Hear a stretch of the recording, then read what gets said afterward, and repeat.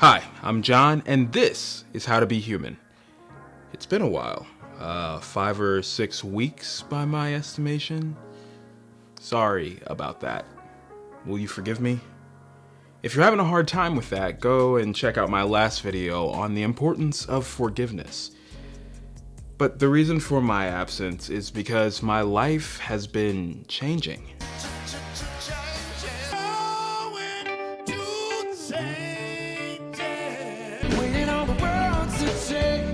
And I have not been adapting to that change all that well. My sleep has been thrown off, my time management could use improvement, and there's a part of me that really just wants things to stay the same. Can you relate to that? Well, if you can, it turns out you're not alone. And that's why today we'll be talking about change and why it's so difficult.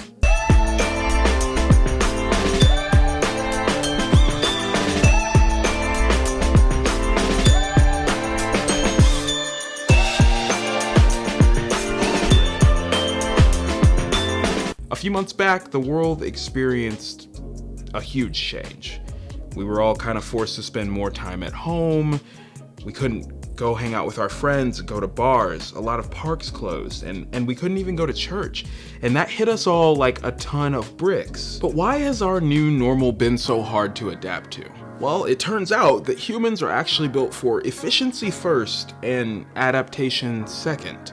It's not that we can't adapt, we totally can. When it's cold, we put on a coat.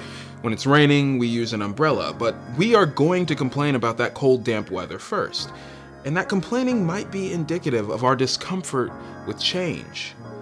And that discomfort comes when things don't match up with our schema. You've probably heard me use that word before, but I've never really taken the time to define what a schema is. A schema is more or less our brain's way of organizing information.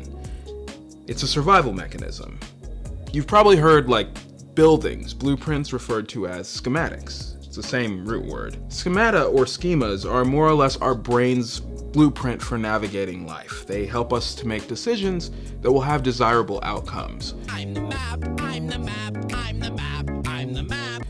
I'll make this quick, but in order to understand why change is hard, you need to understand how schema work. According to Kendra Cherry, an author and teacher who writes about psychology, there are many boxes that schema can fall into. I'll link her article below. But the 4 that she describes are person, self, social, and event schema. The person schema informs how you navigate situations with specific individuals, what they like, what their values are, how they look. The self schema has to deal with how you perceive yourself, not just the present self, but also the future and past self.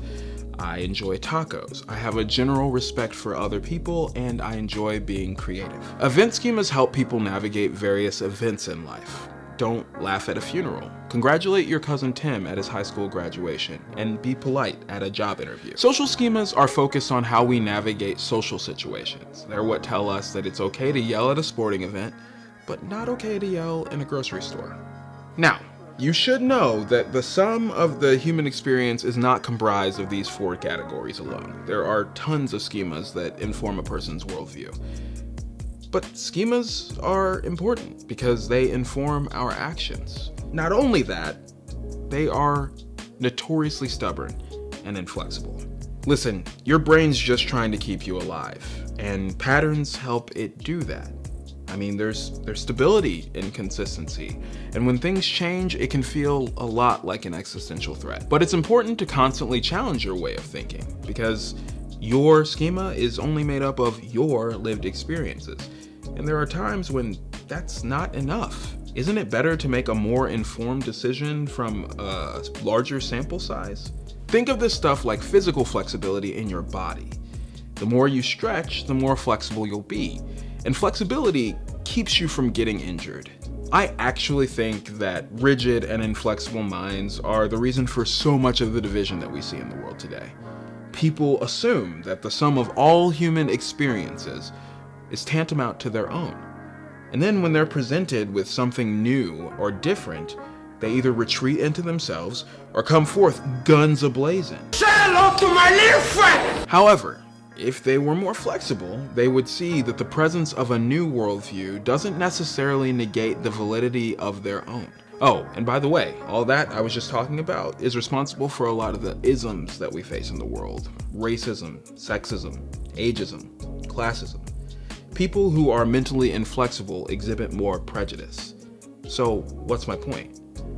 Well, change has to be a part of our lives if we expect ourselves to grow. And when we fight the urge to change, bad stuff happens.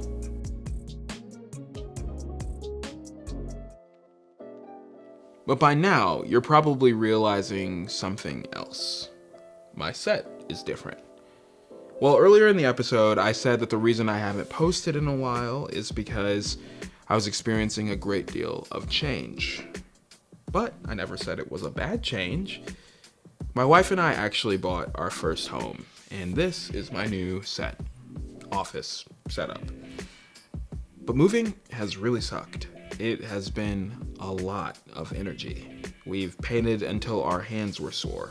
We've taken many trips to the hardware store, and we've done projects that we've never done before.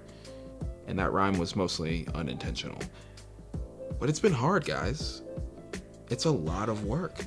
But I think it was worth it, because this place is starting to finally feel like home. The point is simple. Change can be hard, even when it's good change. And it's worth it. Stretching your schema is gonna feel like a real challenge. It will be scary, like taking off pool floaties when you're learning to swim, or financing your first home. You'll have to question if all these things that have helped you survive are necessary. It might feel like you're destined to fail, and you might not get it right at first, but change is a valuable part of life, and it's necessary for growth. The other day, my wife and I went for a walk. We were nearing the end, and I saw this little girl learning to ride her bike. Her mom was holding onto her shoulders, and she was kind of wobbling to and fro. She was notably frustrated, and she was on the verge of tears. And so as we walked by, I gave her the biggest smile of encouragement that I could muster. We kept walking, and we were about 25 feet from where we had seen the little girl when I heard the sound of a tiny bicycle coming up behind me. As she whizzed by me, she had this huge grin on her face, and I almost cried because she had done it. She broke down the wall that kept her safe, and she learned something new, and she was changed. And we were so thrilled to see that she had succeeded that we applauded her success. I don't know what that thing is for you. I don't know what questions you have to ask, but if you choose change over stasis, I look forward to applauding your success. Because I think choosing change over remaining the same is a vital part of how to be human. All right. Change. It's not something that's unfamiliar. Change is a constant in this world. What I didn't realize is how we were hardwired to resist it. So that's something to look at, you know. We can maybe be more gracious with each other because it's hard for people to change. I'm trying to wrap my mind around that and have that inform my new schema. But I would be remiss if I didn't talk about the change that is happening in our country right now. The past couple weeks have been somewhat remarkable because people seem to kind of be getting it. I mean, not everyone, obviously. Some people are always going to be kind of trash. But some people are getting it, and people are opening their eyes to the lived experiences of others. And I hope that How to Be Human can be that, a place where we can kind of explore new things, to embrace change. But some of that change is necessary. You know, people matter. Black lives matter because human life has value. And I keep saying that, but I'm excited to see the change, the collective change that's coming to our country. So if you enjoyed this episode, be sure to like and subscribe. I actually am kind of more interested in the comment section for real right now. So I want to be opening up a dialogue for us to talk more. But yeah, thanks for checking it out. Sorry it was late, but life happens. Anyway, I'll see you in the next one. Bye.